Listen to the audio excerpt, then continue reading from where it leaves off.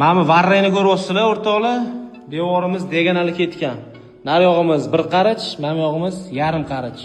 Bu yog'imiz ham xuddi shunaqa, faqat nabarotiga. Bu yog'imiz 60, nar yog'imiz 55. Lekin mana bu devorimiz, ya'ni diagonal bir xil. 80. Ya'ni mana shunaqa holatda sizlar nima qilasizlar? Hozir tasavvur qilinglar, anu yo'llarda yursanglar, moskvichlarni ko'rib qolasizlar, eski. To'g'riga ketayotgan bo'ladi, lekin nazaringlarda o'ngga ketayotgandek tuyuladi. Bunda balonlari to'g'riga qarab turgan bo'ladi, mashinasi o'zi manda qilib turgan bo'ladi. Yurib ketayotgan bo'ladi. Bu yerda xuddi shunaqa narsa bo'lyapti-da. O'sha narsani hozir bu yerda moskvichchi biza mes qilmoqchimiz, nima qilamiz? Ramkani to'g'ri olamiz, ya'ni ramka bo'ladigan bo'lyapti. Ko'ryapsizlar mana. Dizaynni ko'rsatdim. Xuddi shunaqa narsa bo'ladi. Xo'p. Endi biz buni moskvichchi kesamiz-da, Mercedes-Benz qilamiz.